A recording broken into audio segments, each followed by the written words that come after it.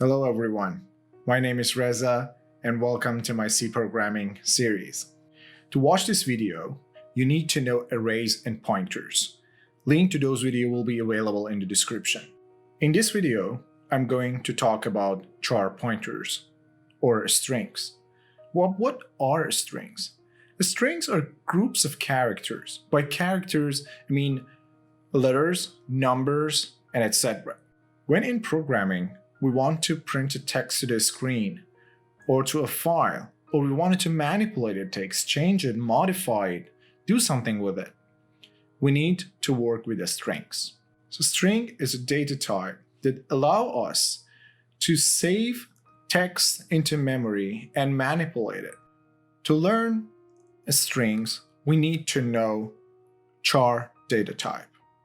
Char data type is short for character in C. Character could be letters, numbers, and symbols, as I said earlier.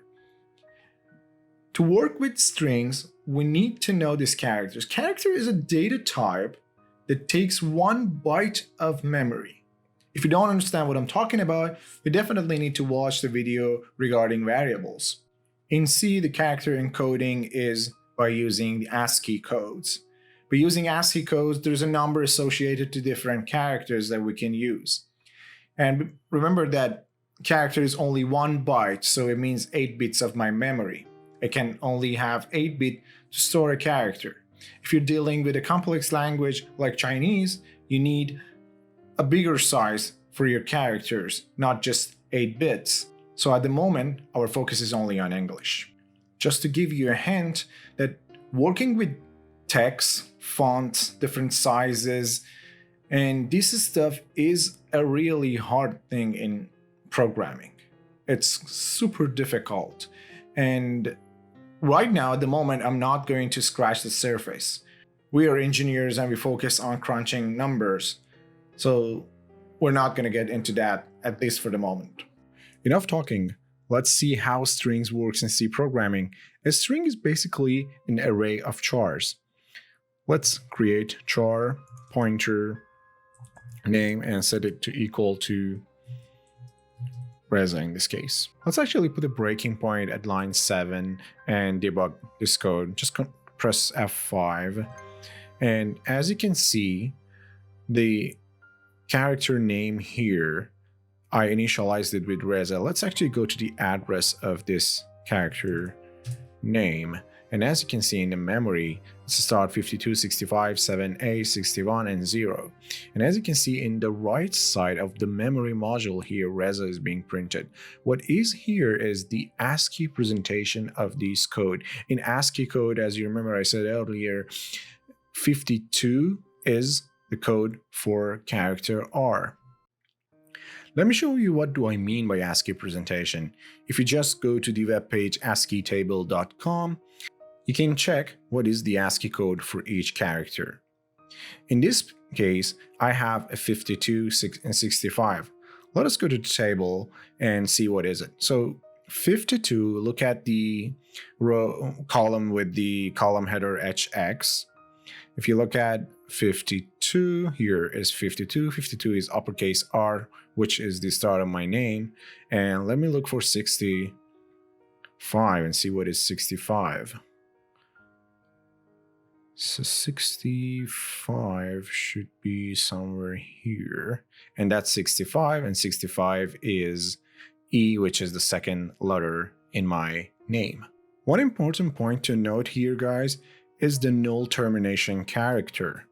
As you see in my memory module, it's R, E, Z, A, and 0, which is the null termination, shows the end of a string or a char pointer, a char array.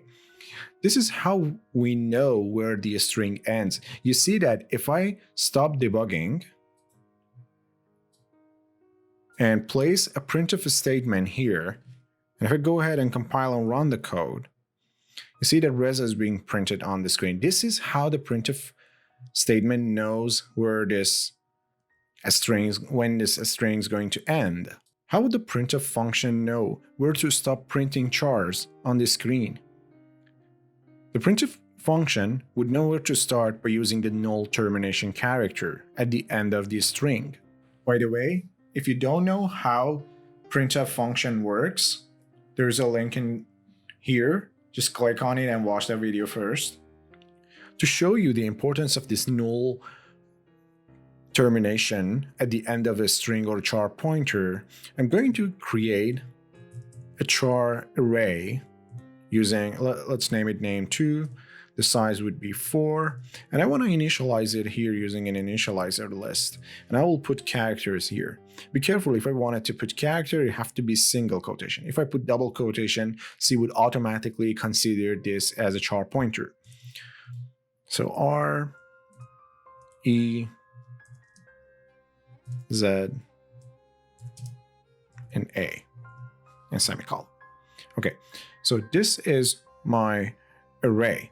And I can go ahead and print this array on the screen. So let's Control F5. And you see, not just Reza, but a lot of weird character after that, which is the ASCII presentation of my memory, is being printed on the screen. Let's close this, put a breaking point here, and debug. So if I look at the name2 memory module here, okay, if I step over, Reza REZA will be printed on my memory. And as you can see, Reza's here. But the problem is there are lots of these weird characters after my name, and those would also be printed on the screen.